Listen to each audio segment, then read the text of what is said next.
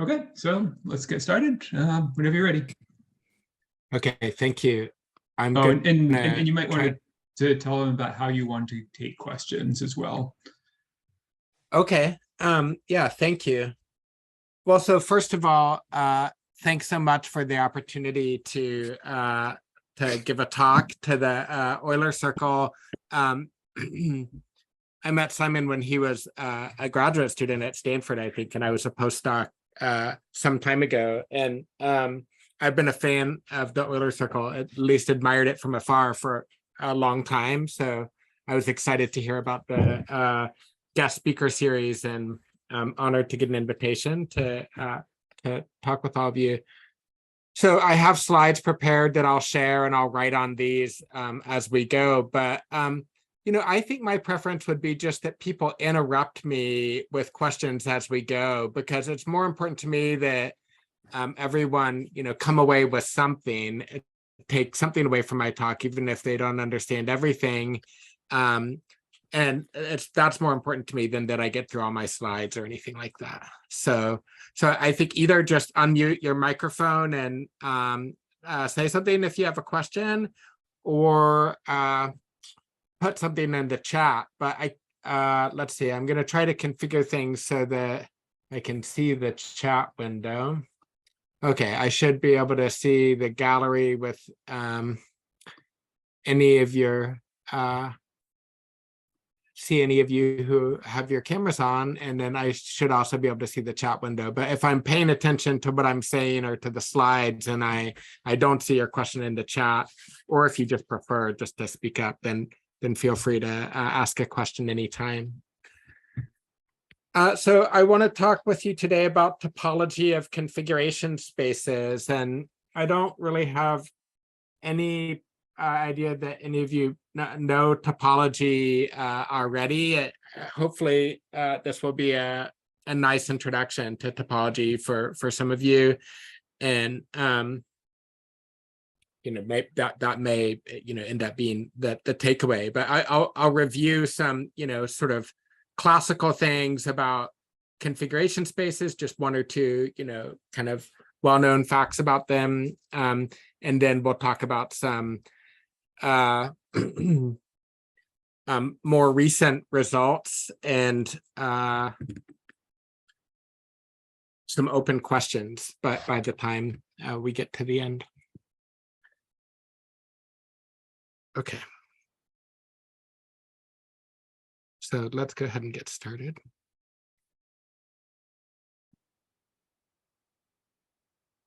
So what I want us to talk about first is what's sometimes called the configuration space of points in the plane. And I'll just denote this by C n R2. N is how many points there are, and R2 is our notation for the plane, if you like, the Euclidean plane. So let me give you a definition here.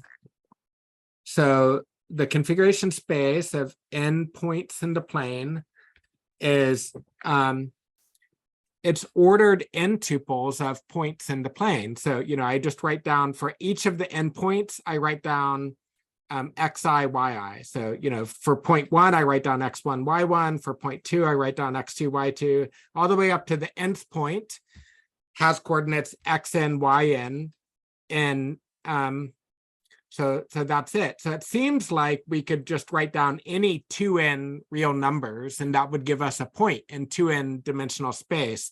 But there's one catch, and it's an important catch. It's that the points have to be distinct. So whenever I is different from j, xi, yi, and xj, yj have to be different points in the plane.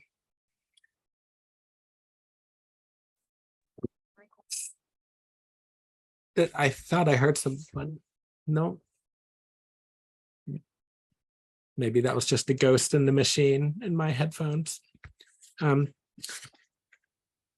Okay.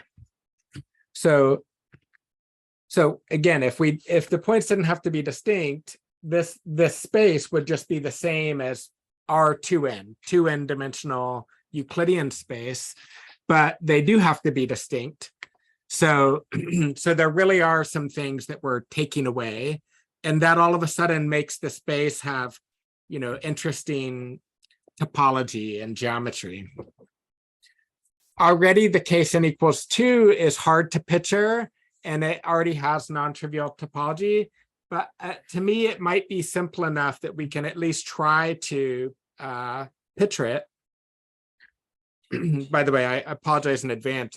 I've been coughing. I have a little bit of a sore throat, so I'll sip this tea as we go, and I hope that I'm able to keep my voice through the talk.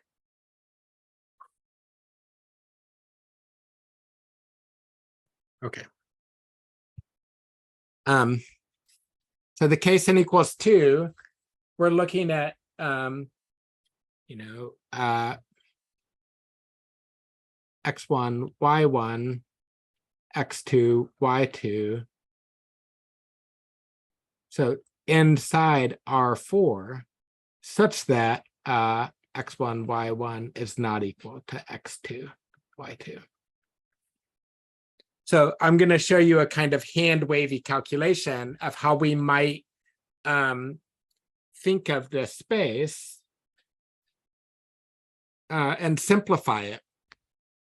So in topology, you may be familiar with the idea of topology that, it's sort of like we want to do geometry, but we don't necessarily want to measure distances or angles. And so the usual kind of thing is if you can stretch a shape to be another shape, then you might say those shapes are the same. And that's the more precise notion of that is that those two shapes are or spaces are homeomorphic if you can just sort of stretch one space to be the other. But there's an even kind of broader class of moves that we might want to allow, deformations, and you might like squish a space down to a smaller dimensional space and still preserve much of the structure. And in particular, so in that case, we call two spaces homotopy equivalent if you can sort of deform one space to another.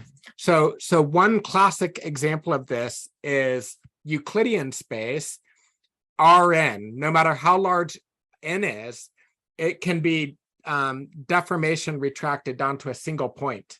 So Euclidean space, even a very high dimensional space, it might be rich geometrically, especially once you get into high dimensions, but topologically, it's not very complicated. There's no holes. There's no holes in Euclidean space, no matter how large the dimension. And topology sees that by homotopy equivalence that you can deform it to a point. Right, so this, I see a question in the chat. What is Euclidean space? So thank you for the question. So I'll assume that people know what the real numbers are. So Rn, n-dimensional Euclidean space, is just you can have an ordered n tuple. You can just write down any n coordinates. Whoops, I'm just gonna give myself a let's see. Why can't I?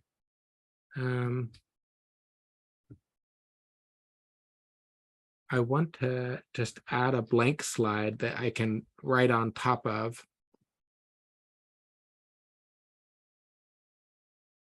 Oh, here it is, down here. I'll go back a slide. Okay, so what is Euclidean space? And the notation that I'll use for Euclidean space is Rn. It's really just the set of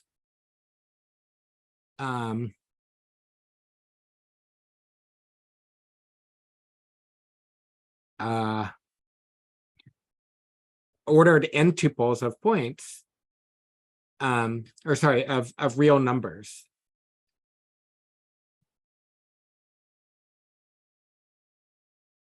So a example, R1 is the line R2 is the plane. R3 is just three-dimensional space. That it's kind of the space that our brains think that we inhabit, you know, that you can go forwards and backwards and up and down and left and right. And then, but mathematically, we can just, you know, we could have as many real numbers as we want. So we can have, you know, there's no problem with 24-dimensional space or 100,000 dimensional space. You have as many coordinates as you have dimensions, and that's all it is. And then you can do lots of math, you can do lots of geometry just once you have the coordinates. So for example, you might say that like in three-dimensional space, you can say the distance between x1, x2, x3, and x1 prime, x2 prime, x3 prime is x1 minus x1 prime squared plus x2 minus x2 prime squared plus x3 minus x3 prime squared. And then you take the square root of all that. Well, you could write down a formula just like that in any number of you know, so you can find the distance between 2 points even in 24-dimensional space or even in 100,000 dimensional space. So I was wondering if there's like an upper bound regarding whether there's like the maximum dimension in math, or you can go infinitely. No, you can go infinitely. So you can go arbitrarily high. N can be any integer. And in fact, you can also let n equal be infinity. You can even talk about infinite dimensional spaces, and such spaces are important in some areas of mathematics, you know, and functional analysis, for example, you're primarily interested in infinite dimensional spaces.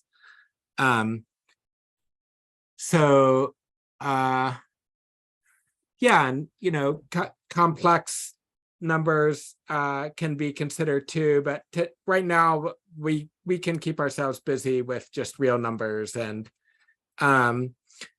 that'll be enough to keep us busy for today. So if you have a complex number, what kind of shape, like is it still considered a plane? Like if you have r square, but is it in like a complex plane, like you have the imaginary axis and the real axis? Yeah, I mean, so it's funny, you know, people can consider it, we call it the complex plane, but you know, it's sort of like one complex dimension is the same as two real dimensions. Just because to write down one complex number, you need to write down two real numbers, the real and imaginary part of the complex number. So these are ways of thinking about dimensions. But let me keep going and get more into what we want to talk about today, and then let me do a slide or two, and then feel free to interrupt me with more questions if you have them. And so my idea was like to try to do a really hand-wavy argument of why. So the configuration space of n points and R2. So n is always how many points or how many particles we have for our talk today. N points in R2. Sorry. So yeah. So this is, you're right. Somebody said in the chat, this is n equals 2. So I should just say C2 R2 here. Or I'll just write Cn R2 with the understanding that this is the n equals 2 case. So it's kind of like R4 because we're writing down 4 coordinates. I mean, it doesn't matter what names I give these variables, right? I could write x1, x2, x3, x4, or I could write x1, y1, x2, y2. They're just names of the variables. But the only rule is the x1, y1 can't be the same as x2, y2. And so this is something that we're deleting from R4 is this condition here. And this is a two-dimensional plane that we're deleting from R4. This, if you know some linear algebra, this is an easy thing to check. This is sort of a four-dimensional vector space, and then we're deleting this two-dimensional vector subspace. And then, you can sort of rewrite this a different way. And anyway, let me try to make a different argument that the configuration space of 2 points in the plane is homotopy equivalent to a circle. And then, so it's really a four-dimensional space, but it's homotopy equivalent to something much smaller, to just a one-dimensional space, a circle. And the way I think of it is we have 2 points moving around in the plane, point 1 and point 2. And I can just kind of shift things. I'm gonna finish this explanation, and then I see your hand up, Utsaf, and I'll call on you next. We can shift things so that 1 is at the origin, and then 2 can be anywhere except the origin. And that move where you shift them, where you just translate from the 2 points so that the first point is at the origin, that's actually a deformation. That's a homotopy equivalence. You can do it continuously. You move the first point to the origin in a nice, continuous, smooth way. And then the second point can be anywhere. So we've deformed our big four-dimensional space down to a two-dimensional space, which is just the punctured plane, R2 with the origin deleted. If you like, maybe a better notation here is R2 minus 0, 0. And then the punctured plane, that's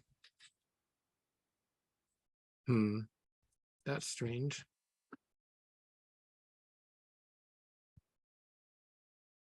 The punctured plane, there's another homotopy equivalence where every point, every one of these rays crosses the circle in exactly 1 point. And this works out fine because the origin itself isn't on any of these rays because we're in the punctured plane. And then, so you map each ray to a point on the circle, and that's, you're squishing the whole punctured plane down to a circle. And so anyway, this is a four-dimensional configuration space, but through the lens of topology, it looks like it's only, it looks like a circle. So it's kind of a space that we can visualize. You can kind of pretend like the first point is at the origin and the second point is just going around it. All that matters is the angle that the second point makes with the first point, up to some notion of equivalence. Okay, Utsaf, let's hear your question. I'm not completely sure, like with the integral spaces, is it like is like the n supposed to be like if n equals 2? Is it supposed to be like a vector of like 4? That's right. So and like they're supposed to be like infinite amount, right? Sorry, say that last question again. And there's supposed to be like an infinite amount, like this cardinality of the set is like infinite, right? Let's see. Yep, the cardinality of the set is infinite. That's right. Then, also when it said like the x1 and y1 are like not equal to anything else, like that just matters. Does that matter for any xi, or is it just like we're pretending that the variables are paired together? They're paired together. The way to think of it is just we're trying to keep track of n points in the plane, and rather than giving you n different points in the plane and telling you all their coordinates, I'm just going to give you 1 point in R2n. So I have to tell you a lot more coordinates now, but it's kind of encoding the same information, right? The first 2 coordinates tell you the first point, second 2 coordinates tell you the second point, then the next 2 coordinates tell you the next point. So then, so the thing is that the points have to be distinct, but that's the only. So then this doesn't give us every possible set of 2n real numbers, but so the coordinates do kind of come in pairs because a pair of coordinates is telling you one point, the coordinates for one point, and the points are what have to be distinct. So basically this set encodes every configuration of two distinct points in the plane, you're saying. That's right. Or more generally, n distinct points in the plane. Yeah, We are yeah, just talking about the case. I see a question in the Okay, chat. thanks. It's thanks for the question. It's off. So I see a question too. Collinear points are allowed. That's right. So that map that I'm telling you is not a homeomorphism, and that is correct. It's not a homeomorphism, but it is something weaker that we call homotopy equivalence. And this homotopy equivalence is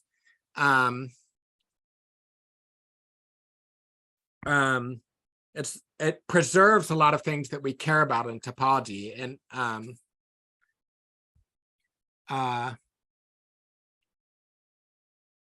so great, the 2 points really can be anywhere. So it's some big 4-dimensional space. But what I'm saying is that that space ends up being very similar, or almost the same from a certain point of view through a certain lens, and the lens is homotopy theory.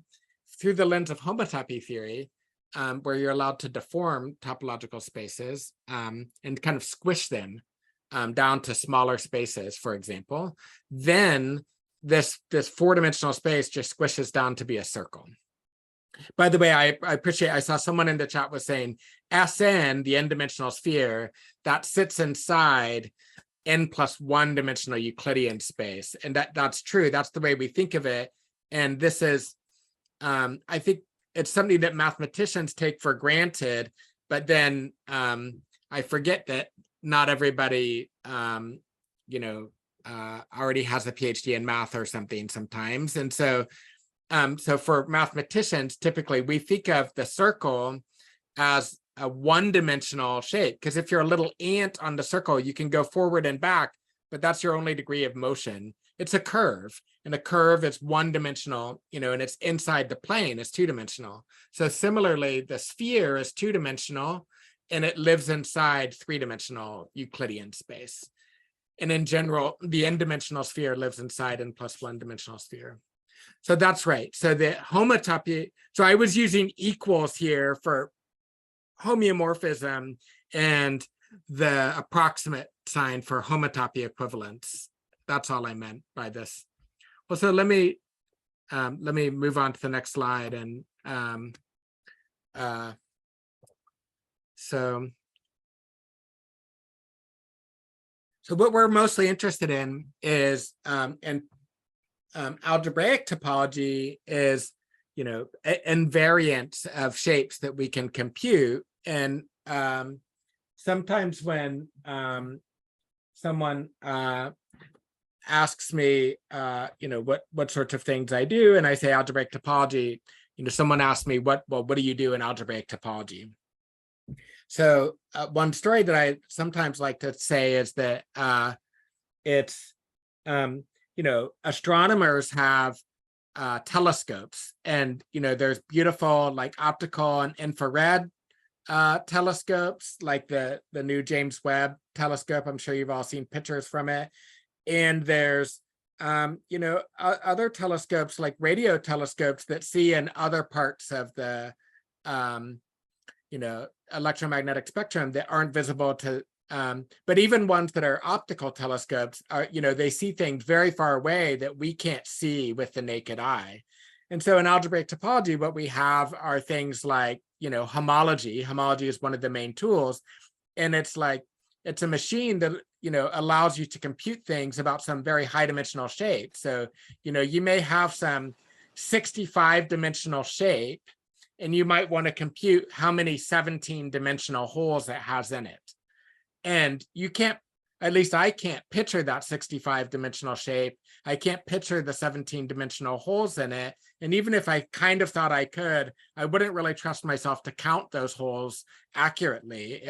My whatever visualization would just be like a metaphor, or a cartoon of the high-dimensional complex shape. But homology is just this machine that allows you to compute these things. Really, the kind of tools that you use in homology are linear algebra or like group theory. So I think some of you, probably not all of you, but probably some of you know some linear algebra, and if you know some linear algebra, then I would say this, like that homology, one way you can think of it is you can associate a sequence of vector spaces with a topological space, and like the dimension of a certain vector space tells you how many holes. So like the 17th vector space in the sequence, like the dimension of that vector space tells you how many 17 dimensional holes the 65 dimensional space has. So you don't have to like draw a picture of the 65 dimensional shape, even you can just compute things about it. So, so astronomers don't have to see these stars, very far away, extremely far away, or see in other parts of the spectrum that we can hardly even imagine, radio waves and so on. Our eyes don't see those colors, but they just have machines that give them, these pictures or give them numbers, and they can tell what kind of star it is, how far away it is, how much it weighs. They can tell all of that with their machine. So homology is our machine to kind of study the shape of high dimensional spaces. So let me give you an example of what I mean by holes in space, because I want to show you some of the holes that are in these configuration space, the configuration space of endpoints in the plane, because this is something I think you can understand. So J equals 1, I want to find one-dimensional holes in this configuration space. So this is a picture to me of a one-dimensional hole in the space. Now it involves two particles, and really just like, it seems like, I guess just one of the particles is moving. So let's say this is point I and this is point J, and point J can just go around I in a circle. This is similar to something that we already talked about with just the configuration space of 2 points. And maybe there's some other points in the configuration space inside or outside of the circle, but not on the circle. So then those points can all stay still. And then particle J or point J can just go in an orbit around I. So this is a one-dimensional hole inside this configuration space of endpoints in the plane. It really is a hole. It's, from the way we had talked about in homology, is we would say it's a cycle, and it's not a boundary. So it's not the boundary of anything. So it's a non-trivial cycle. So it's really. So the real definition of what a hole is technical, and we're not going to get into it today. I mean, you can really, like, let's say I'm a professor at Ohio State. When our PhD students learn about homology, it's typically in a first or second year PhD level course. They've already had graduate level modern algebra, and then they spend pretty much like a whole semester, or the better part of a semester, learning about homology. Like several weeks, you would learn about what homology is. So what I'm doing now is like very hand wavy answer to your question about what exactly is a hole. But I'm saying no matter how large n is, we're talking about the configuration space of endpoints in the plane, I could find one-dimensional holes inside the space that look like this, where I just fix one point and I move another point around it. It doesn't have to be a circle. It could be, a simple closed curve. And to topologists, that would be the same as a circle. But there's something nice about drawing it as a circle that, especially as we get into more complicated examples. So this is what a one-dimensional hole might look like. So yeah, and it shouldn't have endpoints, because then well, something that's a cycle means it's something that doesn't have a boundary. And if it had endpoints, it would have a boundary, I guess. So let me give you a picture of a two-dimensional hole. You know, maybe we could think of a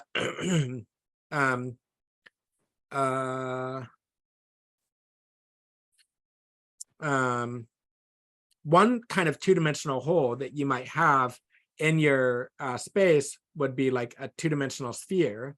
But I'm going to give you another example that's more like a two-dimensional torus.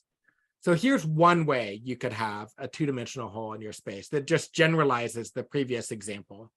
I could have, you know, let's say 0.1 stays still, 0.2 goes around it, and then let's say 0.3 stays still and 0.4 goes around it. And, you know, maybe there's other points that stay still throughout this motion. So the whole configuration space is 2n dimensional.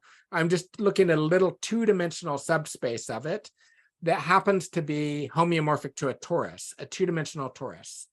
And the two-dimensional torus is the, you can think of it as the product of a circle and a circle. If I give you an angle, and it can be any angle from 0 to 360 degrees, and then another angle that can be anything from 0 to 360 degrees.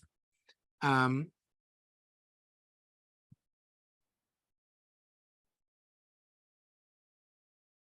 here's a picture of a torus. It's what people sometimes call a donut, but it's not filled in. It's just two-dimensional. It's like the surface of your donut. And, because it's a surface, it's two-dimensional, even though maybe it lives inside three-dimensional Euclidean space. It's just a donut surface. And so I only need 2 points to prescribe where you are on the donut. One is like this circle that goes around that way. And then one is this circle that goes around that way. So that's what it looks like for a torus inside three-dimensional space. But now we're trying to visualize what's going on inside configuration space of endpoints. That's very hard to picture because it's 2n dimensional space, and n could be anything. There might be like 1 million points. So you might be in like 2 million dimensional space. But we're just going to look at a little subspace of it, and we're going to look at it as one point's fixed and one goes around it, and 1 point's fixed and another point goes around it. And so the only points that are moving are 0.2 and 0.4, and they just move in this way, and that traces out this two-dimensional shape inside this 2 million dimensional shape. And what I'm saying is that is actually a two-dimensional hole. And what that two-dimensional hole looks like is I'll try to draw the torus again. I didn't draw a very good picture of it. It's just the surface of a donut. Let me give you a different two-dimensional hole inside configuration space that's somehow like a little bit more efficient. What if we had like a moon going around the Earth? That's what this is. The moon is going around the Earth. And then the Earth-Moon system is going around the sun. So, I have the moon, I have the Earth, and I have the sun. So again, this angle that the moon makes with the Earth can be anything. And this angle that the Earth makes with the sun, the angle that makes, say with the x-axis is can also be anything. So again, it's tracing out a two-dimensional torus. So this is a way to make two-dimensional holes inside configuration space. So notice that this two-dimensional hole involved 4 points, the one on the left. Even though only 2 of the points were moving, it involved 4 points. You needed 4 points to make this hole. And then this one only involved 3 points. Again, only 2 points were moving, right? And yeah, so That's right. The dimension of the whole has to do is the more or less the same as the number of degrees of freedom. Like, so if that, I think that's a good way to think of it. So there's really just 2 degrees of freedom here. You can choose the angle that this, where is this point 2 on this circle, and where is this point 4 on this circle. So that's 2 degrees of freedom. So then you get something that's 2-dimensional, and it happens to be a 2-dimensional whole. Proving that it is actually a whole, it's not a hard argument, but it involves an argument. Once you've spent, a semester studying algebraic topology, then you can give, maybe a 2-line argument that these are really wholes. Meaning they're really non-trivial cycles. For simplicity, points 1 and 3 are stationary. Let's just say that if they were moving around a little bit while the other points orbited, I don't know. I want it to be a 2-dimensional cycle, so I want this to really be a 2-dimensional shape that is living inside the configuration space.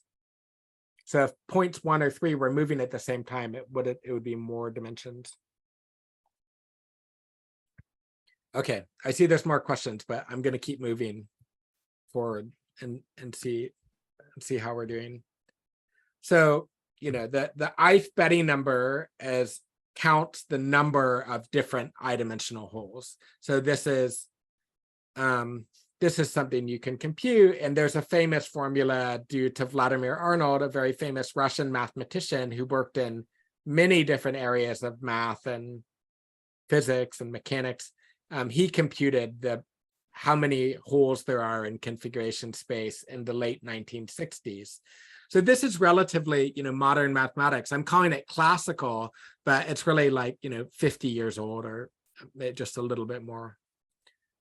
So here's the formula, but it's not really important for what we're going to get into. Let me take a step back from this configuration space and tell you about what I really wanted to talk about today, and at least we can talk about it for a few minutes. So what about if instead of the configuration space of points in the plane that we've been talking about, C and R2,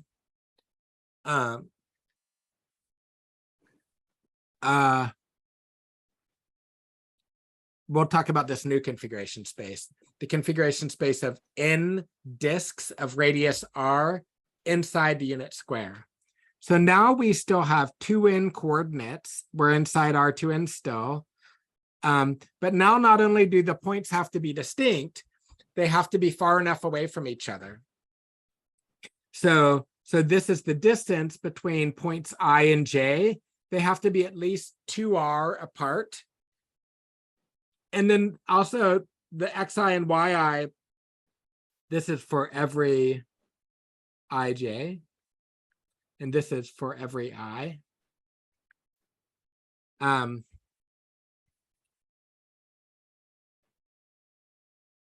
So that what we're saying with these conditions, this is saying none of the disks overlap, and this is saying the disks stay completely inside the box. Like they can touch the side of the box, but they can't go outside of the box at all. By the box, I mean the unit square. So we have the unit square, and then we just have n disks inside of it. And they all have the same radius, and the radius is r. That's one of the parameters we know. So we just have to keep track of where the disk centers are. And no, the box is 2-dimensional. It's really, they can be anywhere inside the box, so the boundary of the box, the square would be 1-dimensional. But we're talking about the unit square, I mean the 2-dimensional shape, it's filled in. So these disks can be anywhere. So now the question is, one thing we might be interested in is what is the topology of this space, roughly. Well, it depends on, in particular, on what n and r are, but we might want to be interested in, what happens when n gets large and r gets small, maybe at some rate.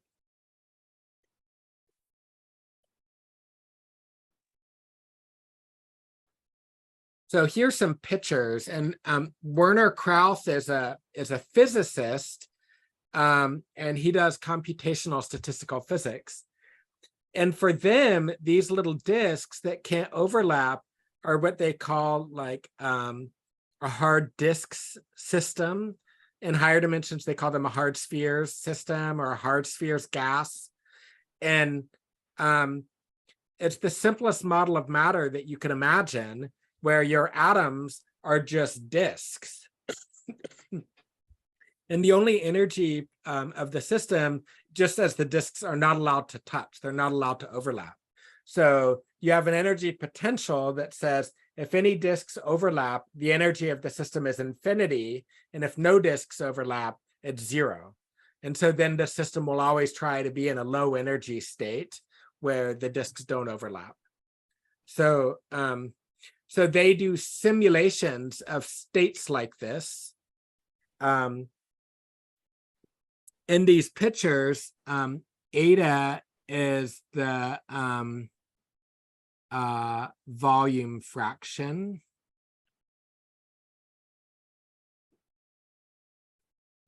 Or total area of the disks. So remember, these disks are all living inside a unit square. So the total area that we see in the picture is 1. So here, this picture is saying the total area of the disks is a little less than half the area of the square. And in this case, they take up 72% of the area. So they want to sample a random state of the system. And the way they do it is to wiggle the disks around randomly, on a computer for a very long time. And then they just sort of hope that that's random enough and that they've really sampled what a typical state of the system looks like. But what's amazing, you can't imagine a simpler model of matter than this, where your atoms are just congruent disks. And the only rule is that they can't overlap. But so they're only 2-dimensional, and they're just little circles or disks bumping into each other. Even a system as simple as this is expected and is observed through computer simulations to go through something like a liquid solid phase transition, just like water turns to ice if you get it cold enough, or if you put it under enough pressure. So if you're increasing eta here, you're increasing the volume fraction. So you could think of that as increasing the pressure. That's sort of a substitute for increasing the pressure. All of a sudden, at a certain point, the system acts much more solid-like at a high enough pressure and less liquid-like. So the way they try to measure that is pretty sophisticated, but imagine something like, measuring the angles that the disks that the closest neighbors of a disk make with each other. And then, we measure the angles at another disk too. And then we measure how fast does the correlation of these angles fall off with distance. So these are very subtle things to measure, and they do simulations with like millions of disks. And by the way, this in this picture, I think I took this from Werner Krauss webpage. I think in this particular simulation, they're allowing the disks to wrap around. They're not allowed to go outside of the square, but what he's allowing them to do here is they can go through the left side and come out the right side, or out the top and come in the bottom. So they're doing things on a torus instead of on a square from the point of view of topology, but it shouldn't really affect, qualitative features of the system, like whether it's acting more like a liquid or a solid. But that Krauss and people in his area of research, they do simulations with millions of disks and try to sample them very carefully and very carefully measure things like this. So here's a quote from one of my mentors when I was a postdoc at Stanford. Percy Diaconis was talking about the configurations of disks in a box. And he said, what are useful bounds on R for the space to be connected? What are the Betty numbers and so on? And one of the questions he suggests in this article, I really recommend this article, by the way. It's a neat survey. It's really about probability. Very beautiful applications of Markov chain methods and probability. The article was called The Markov Chain Monte Carlo Revolution. I think it was published in 2009 in the Bulletin of the American Math Society.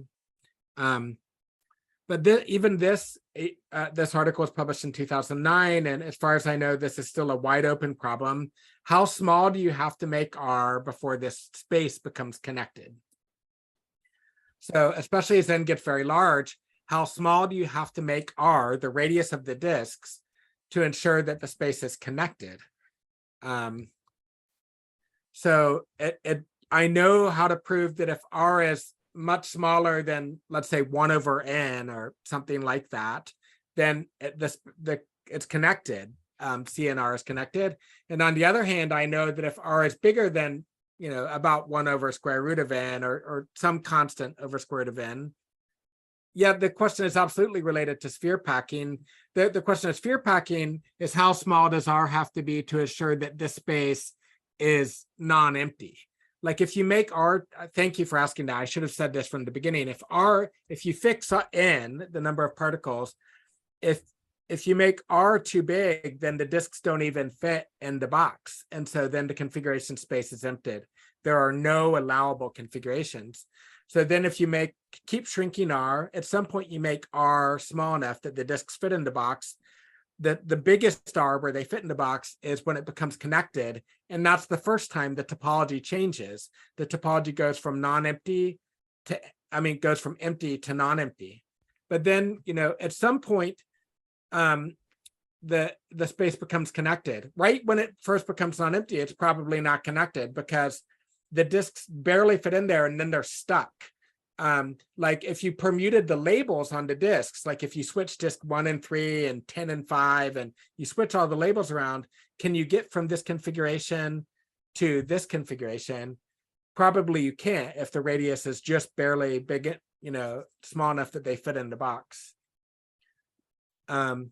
So connectedness means you can continuously move from any state to any other state. So, but you have to be able to move the disks from this state where they don't overlap to that state where they don't overlap without them ever overlapping in between. Because if they ever overlap in between, then you've left the configuration space. And so, so to ensure that the space is connected, you need to make sure that they actually fit in the box. Right. So really what I'm talking about is path connectedness. Thank you. This is a great questions and comments in the thread. That's really what I'm talking about is path connectedness. And for nice enough topological spaces, path connected and connected are the same. And so any notion of connected, if you're familiar with other topological notions of connectedness, would be fine. But I really mean path connected. Given two different configurations of disks of that. So R, by the way, just reminding whoever asked, what does R represent? R is the radius of the disks. All the disks, we're assuming all the disks have the same radius. And R has to be relatively small because the whole box is only side lengths 1. So to get the disks in the box, R has to be fairly small, but they all have the same radius R. And for this kind of question, we're usually letting n get very large, and so then R has to get correspondingly smaller. So let me give you another quote, just because I think this is someone you should know about if you don't know who he is. I highly recommend his books, Discrete Thoughts and Indiscrete Thoughts by Giancarlo Roda. He's a wonderful mathematician, and he's also known as a wonderful teacher at MIT for many years. And this quote is actually from an undergraduate textbook he wrote on probability. and he asked this question in the introduction. I mean, it's a provocative question. He says, we have a carpet. Let's just say the carpet is a square. He says rectangle, but it doesn't matter. We just have a square. And we have a bunch of perfect pennies. In other words, a bunch of discs all the same size. And then we drop them all randomly onto the carpet. What's the probability that none of them overlap? And then, okay, that seems like a fun probability question. I'm interested, although I don't know how to do it, but it sounds like a fun question. But then he goes on to say something very provocative. He says, if we knew the answer to this, we would know why water boils at 100 degrees. So what could he possibly mean by this? I mean, one retort to what he says here is, wait, we know why water boils at 100 degrees Celsius. That's the definition of 100 degrees Celsius, right? No, he's saying something deeper than that.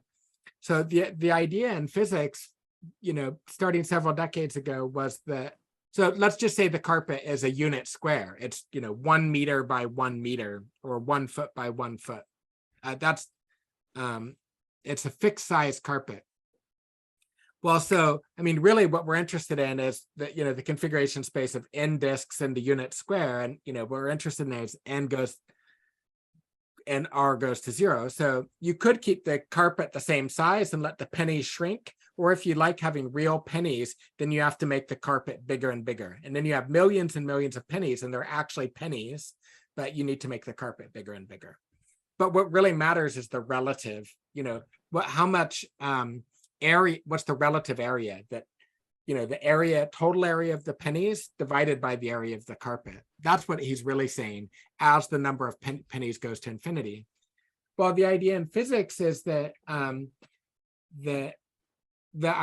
something like a liquid solid phase transition is so ubiquitous, it's so common, it happens for almost every substance that if you get it high enough pressure, that if you're, let's say, as you vary the temperature, that there's something like a liquid solid phase transition. And so such a ubiquitous phenomena must have, universal phenomena should have a universal explanation. And one of the things that's been suggested in the physics literature is that when you look at these atoms or molecules in your system, to describe these kind of qualitative features that we see, like acting like a liquid or acting like a solid, these kind of phenomena, maybe it doesn't matter what the attractive forces between the molecules or the atoms are. Maybe all that matters is the repulsive forces between them. And that, I mean, the attractive forces matter too for many things, but they're saying that for some things, like the idea of a liquid solid phase transition, that it might be only the repulsive forces between the atoms or molecules that are responsible for some of the behavior we see. So then a hard sphere's gas, or a hard disk system, this is the ultimate repulsive force, that like the energy of the system is infinity if any pair of disks overlap, or 0 if they don't. And then that's so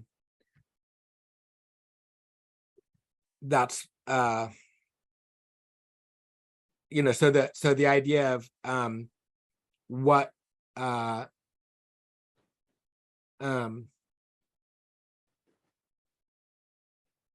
the idea is that well, what Rhoda is asking about here, we can think about this probability that he's asking for geometrically, and what he's really asking for is the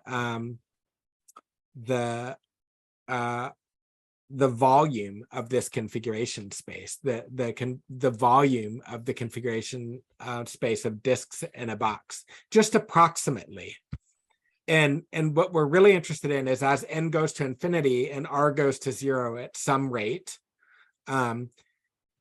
typically we want pi r squared times n, in other words, the total area of all the pennies, to be constant. And now let n go to infinity. Can we say roughly like how big the volume is? And more or less the volume is exponentially small and n, but what's the base of the exponent? And I think the conjecture in the physics literature is that that base of the exponent is actually discontinuous at a certain point. It's not continuous at some critical, volume fraction, at some critical eta around 0.71. And that, even two-dimensional disks go through something like a liquid solid phase transition. But it's kind of neat that we can try to understand this question as mathematicians geometrically. He's just asking for the volume of a space, but it's a really complicated space. It's very high dimensional, and it looks like Swiss cheese. There's tons and tons of holes in it. In a space like that, it's hard to just approximate the volume of. You want to cut it up into a bunch of small pieces that are convex or almost convex, that it's easier to measure, but no one knows how to do that. So this is one of the reasons why I try to study the topology of spaces like this, is that it seems easier to study than the geometry, like how big is the volume, and maybe counting the holes in the space, like what we've been talking about, the Betty numbers, maybe that gives us a sense. Maybe the reason the volume drops off very suddenly at a certain eta is that because all these holes in the space are eating up the volume. So we might even be able to detect that there's a phase transition in geometry because there's a phase transition in the topology. So this is kind of a dream, and this is something I've been working on for, I don't know, maybe 15 years or something. And we've written several papers about it, but the truth is we still don't know very much about the topology of disks in a box. Maybe in the last 1 or 2 minutes, let me tell you something that we know about, something we know a little bit more about that might be a little bit more fun example, and is also a little easier for us to study mathematically. So this was a paper from a couple years ago that we wrote about hard squares in a rectangle. So maybe you've seen this puzzle before. The 15 puzzle. So, here n is 15, we have 15 squares, and they're sliding around in a 4x4 square.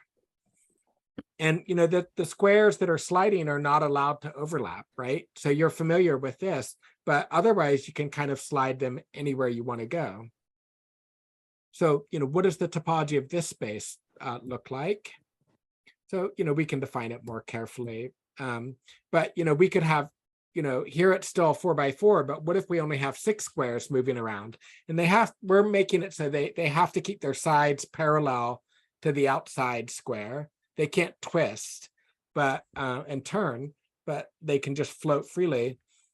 This is a 12-dimensional configuration space, but can we count how many holes it has in it, and so on? So this is the sort of thing we've studied. This is an old picture from Sam Lloyd, Encyclopedia of Puzzles, 1914. Sam Lloyd claimed to have invented the 15 puzzle. I don't think history has been kind to that claim. I don't think he did invent the puzzle, but he did help popularize it. And one of the ways he helped popularize it is he offered $1,000. This isn't like early 20th century money, so it's like $1 billion now or something. If you could switch the 14 and the 15. And I don't know if you've ever seen this before, but it's well known that you can't do that. And in fact, some mathematicians proved that already in 1879, that you can slide the squares around as much as you want, but you'll never switch the positions of the 14 and 15 and leave everything else back where it started. But I just want to say, even this is kind of a topological observation. What he's really saying is that there's really two connected components to the configuration space. One where the 14 and 15 are the way they're supposed to be, and one where they're switched. And so from any configuration, you can get to one of those or the other, but not both. So there's two path components. But so what are the Betty numbers? How many holes? Well, Betty 0, the 0th Betty number is 2. That's how many path components, or how many connected components. But are there higher dimensional holes? One of the things we show in our paper is that there's a lot of one-dimensional holes here, something like 10 to the 13. And then in this case, there's no higher homology. There's no homology, and two-dimensional holes are higher.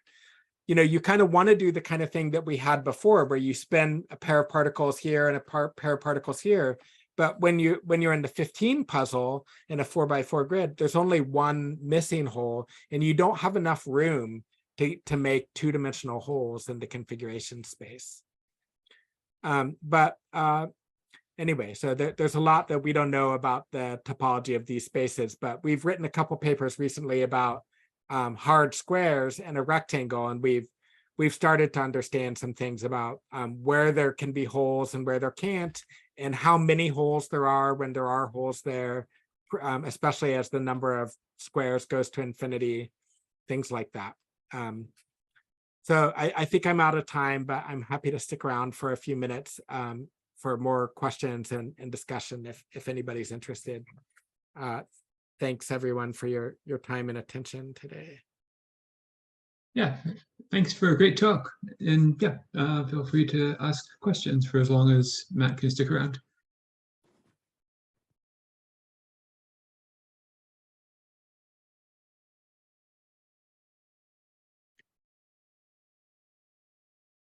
Thank you. Have a nice. Yeah, thanks. Thanks everyone. I hope it was okay. I realized right at the beginning that whatever I was going to say was going to be much too fast. And so I'm glad people slowed me down and we just got to talk about some topology at the beginning.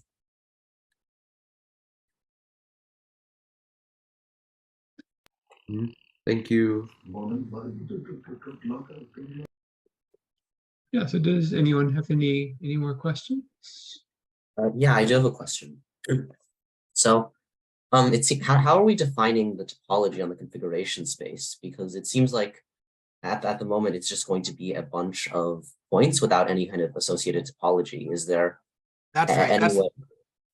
That's a very good question.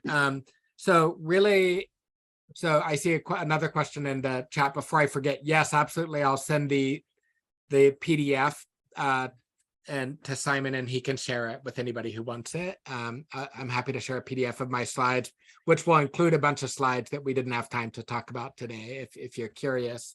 But yeah, so that's what I was going to say is what Sean Kim wrote in the chat, that the subspace topology. So it is, all the allowable configurations correspond to points, let's say in R2n in some high dimensional Euclidean space. So let's say we've already gone to the trouble to define the topology on the real line. So then we've defined the topology on Euclidean space, let's say with the product topology. Then we can endow any subset of points of Euclidean space with the subspace topology. So these are all things. So yeah, so I was saying, algebraic topology, you spend maybe a semester and then you start to have a feeling about what homology is. But even before that, it would be good to have a semester or a year of study in like just point set topology and studying things like this. Like what is a topological space is a good place to start. And so like point, yeah, so like point set topology is kind of like, what is a topological space? Like the set of points with sort of topology induced on it. And then there's this thing about like homology and algebraic topology where there's all these deformations. yes. Yeah. Like right. kind of like how like the vague Euclidean space with like a puncture, like a hole. Well, it's not really homeomorphic to like the circle. That's right. Because, it's not. Because it's just the circle is kind of like, because there's all this like stuff and our deformation just squishes a bunch of like a bunch of points on one ray into one, and that's not allowed for homeomorphisms. It has to be bijective, and it has homeomorphisms kind of represent that like two topological spaces are like the same, that kind of equivalence to them, but homotopy kind of equivalences them in like a different way. It's like you can kind of deform it like even more, and it's kind of just even more things are homotopically equivalent. It's like they're not really the same topological space, but they're homotopically equivalent. It's That's just right. other, yeah. And if they're homomorphic, they are homotopically equivalent. So it's kind of a bigger equivalence relation. Yes, absolutely. That's right. Right. And then it just, once we start doing algebraic topology, pulling out algebraic invariants of the spaces, it just turns out that many of the algebraic invariants of a space, that we can measure, I really do think it's not about analogy, the way astronomers measure the spectrum of a star that's really far away or something. They're just pulling some numbers out of the space, they can't see that star, but the machine gives them some numbers they can read off. So the kind of numbers that seem to be most useful that we can extract in algebraic topology, whether they're numbers or we think of them as vector spaces or groups, something more algebraic, or a ring like cohomology, all those things seem to be invariant. Many of the things that we care about are invariant under homotopy equivalence. So even this broader class of equivalence that Dallas was talking about, these algebraic things are still the same. And then that actually, maybe you could think of that as a weakness of algebraic topology because it can't even tell the difference between the punctured plane and a circle. But on the other hand, you can think of it as a strength of algebraic topology because it allows you to deform a complicated shape or space into a simpler one and then compute everything you want in the simpler one. And because they were the same, you've actually computed all the invariants you wanted, all the numbers you wanted to find for this really complicated shape, because you first kind of deformed it down to something smaller dimensional or something much simpler. So homotopy is equivalent. Homotopy is a very, very useful, kind of way of thinking. And really, like everything I was going to say later in the talk, the slides I ran out of are very, kind of all in the same spirit. I was just going to talk about fancier ways of like deforming a complicated shape to a simpler one. But, yeah. So basically, now what's really going on is like if they're homotopically equivalent, they're not really the same as topological spaces, but there are certain things you want to like that you might want to compute. There are certain things you want to compute that, like, well, if two spaces are homotopically equivalent, well, those numbers and all that stuff are the same. So the spaces are kind of the same up to homotopy, and thus up to all the numbers you want to compute. And then so you can compute them for the simpler one instead of for the more complicated one. Because like, well, if you're gonna do that for the more complicated one when you can just do it for the more simple one, well, what is even the point? So that's kind of nice. So it's kind of nice to like have that simple one that you can use, even though it's not homomorphic, it's homotopically equivalent, so the numbers are still the same. So that's good. That's absolutely right. I see Utsav has a hand up. Did you have a question? Like when you deform the n=2 thing into like that thing, I didn't exactly get what you're doing there. At R4 minus R2. I did not understand that. Yeah, it's okay if you don't understand that, but do you want me to try to like wave my hands at it again? Yeah. So let me just try to say it in words rather than going back to the slide. Like, so we're looking at the configuration space of 2 points in the plane. Yeah. And I want to argue that not up to homeomorphism, but just up to homotopy equivalence, so I'm allowed to deformation.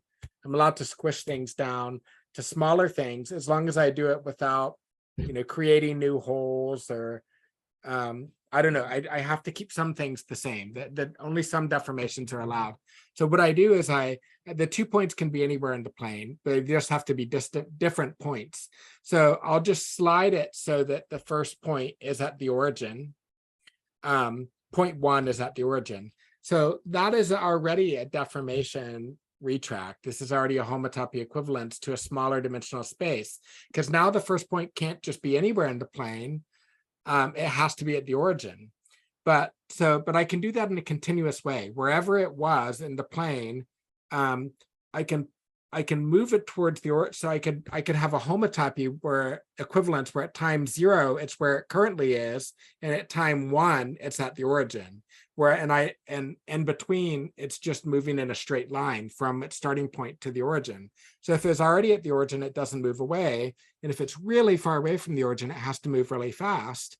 But for every point at time 1, it's at the origin. So that's a homotopy equivalence, it turns out. And now I'm going to do another homotopy equivalence where I move the second point to be on the unit circle. So that one, I keep its angle the same. It's like I write it in polar coordinates. I just keep the angle the same, but now I make r go to 1. And I do that by the same way, like in a straight line. So the key point is that r can't be 0. It has to be something non-zero. It actually has to be something positive. So then I can just say, well, at time 0, you're at whatever radius you are, and at time 1, you're at 1. And so if you're really close to the origin or really far, far away from the origin, it's gonna take you're gonna have to move quickly, but everything's gonna get to that unit circle at time 1. And so then in 2 steps, we've homotopied this 4-dimensional space down to just the circle. So Wait. I mean, Yeah. Wait, in the first step, you're saying you move like a bunch of points to this origin. Is that allowed to like map multiple points to the same point? no, well, I mean, so we have, right, it's confusing. I mean, I'm thinking it's the configuration space of 2 points in the plane. So I'm thinking of it 2 different ways. One way is I just have 2 points in the plane and they're both able to move around freely. And the other way I think about it, the secret way that's in the background that I'm really thinking about it, is it's really the configuration space, which is some 4-dimensional space that's hard to imagine. But so, that's So all they're like- allowable configurations. So the background way is like they're 4-dimensional, like the 4-dimensional, just one 4-dimensional point, because that is like the same information as like two-dimensional point. Right. So I see Sriram has a hand up. Throughout many of these examples, you talked about moving these points in whatever way you wished. But at least in the definition, all I'm seeing is that it's just a bunch of disjoint points, right? So how are you actually describing these movements, and how like you're moving it around however you want to prove like that it could be condensed to a circle, for example. So how is that actually shown? Right. I mean, really, there's this configuration space, and it's hard to show any interesting examples of this configuration space because it's it's high dimensional. Even already when we have 2 points in the plane, already it's a 4-dimensional configuration space. So one thing I had hoped to talk about a little bit more today, I didn't have a slide for it, but I wanted to maybe draw some pictures, is the 15 puzzle. So what's the configuration space of the 15 puzzle like? So here's one way we could think of it. So again, I've got 15. I think this is familiar maybe for all of you, but I bet for most of you at least. So you've got the 15 squares sliding in the grid, right? So what if I make a graph, say, and the vertices of the graph are the allowable states, so maybe there's 16 factorial different states, where a state is just, I can switch the numbers any way I want, and also the space, the missing square can be anywhere. So there's 16 possible positions, and I've got to put, 15 squares plus the space. The space is just the 16th square. So there's 16 factorial. So think there's a graph with 16 factorial vertices. And then if I slide, if I can actually slide one square, into the empty place to get a new position, then I put an edge between those vertices in the graph. So that's a graph. I think of that graph as like a 1-dimensional shape. It's 1-dimensional because there's the vertices are 0-dimensional and the edges where you could walk between them are 1-dimensional. That's somehow capturing the configuration space of the 15 puzzle. Every point of the space is representing one possible position, one possible state of the system. So one point of the space represents a possible configuration. Now, configuration, to have a whole configuration, I have to tell you where all the puzzle pieces are, right? I have to tell you where all 15 squares are, and then the missing square. So I'm not sure if I'm answering your question, but with the configuration space of points in the plane, it's that the main idea is that we're trying to trade keeping track of endpoints in the plane for keeping track of one point. That's the state of our system, is where all n different points are. So, but instead we can encode that as one point in some high dimensional shape. But that shape is kind of complicated. The thing that makes it complicated is the points in the plane are not allowed to be the same. They have to all be distinct. They can't ever be on top of each other. And so then that kind of puts some holes in this high dimensional space. So now let's just talk one more time about n equals 2. It's this 4-dimensional space. I'm talking about, well, slide so that the first particle is at the origin. Okay, so now I'm talking about the 2 particles in the plane. I'm saying, what do you do with those particles? But that corresponds to something that's happening up in this 4-dimensional configuration space. That's hard to picture, but what's actually happening is you're kind of squishing this 4-dimensional space down first to a 2-dimensional space with the first step, and then with the second step, you're squishing that 2-dimensional space further down to to the circle. So up to, from a certain point of view, the view being homotopy equivalence, this complicated 4-dimensional shape is very much the same. It's equivalent under a certain notion of equivalence to the circle, which is much, we can picture a circle.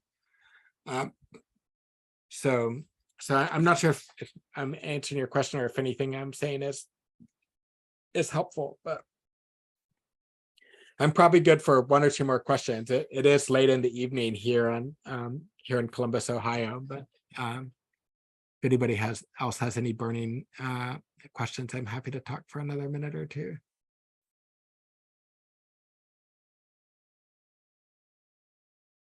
One more question I had was, when you had, like, when you just the n points, and you're saying it's r to the power of, or r 2n dimensional. Like, if it's just n points with x, y coordinates for each one, why is it in a higher dimension than 2? Wouldn't each of the points need to have like n components in order for that to be the case? Sorry, can you say the question one more time? Are you saying, why do we need 2n dimensions and not just 2? Yeah. I mean, because we're keeping track of n points. So, your dimensions can be any variables you want. The number of dimensions is sort of the number of variables you have, the number of degrees of freedom of your system. And so even though all these points are really living in the plane, or maybe even in some little subset of the plane, like inside the unit square or something, the thing that makes everything complex is that there's n points. Even when n is 2, this is already starting to get a little complicated. And when n is large, it's super complicated, because just how would I tell you if I wanted to tell you with an email where the endpoints are?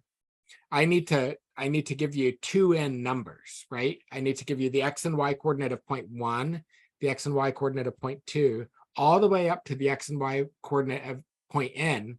So there's 2n degrees of freedom in this system. And so we encode that as just saying, actually, there's a 2n dimensional space. There's a 2n dimensional shape where every point of that space encodes the possible positions of these points down here in the plane. So this is, this is what mathematicians call configuration space. I was saying that some of these things are interesting to physicists. Physicists would call it like the energy landscape, or the phase space of a system. The phase space or the energy landscape encodes as a space that encodes all possible states of the system, in the sense that one point of the space is one possible state of the system. But what does the state of the system mean? For us, it just meant where are the n particles. But you could imagine other kinds of physical systems, like what if I just want to tell you the temperature and humidity and, barometric pressure or something? That's 3 numbers. So I need to tell you like just 3 real numbers to encode the state. And I'm measuring, the temperature, humidity, and barometric pressure right here at this point. So I have to give you 3 numbers. So then the phase space is, some 3-dimensional space. You could think of it as some subspace of 3-dimensional Euclidean space, because temperature and pressure and whatever the other thing I said, humidity, are all real numbers. So we could think of it as living inside Euclidean space if you want. But in reality, we might be interested in like in applications and in complicated, physics situations. You might have million variables, a million different things that you're trying to keep track of in your system. And so the kind of neat thing about configuration space, or the idea of a phase space, is you have one shape or one space that encodes all possible states of the system.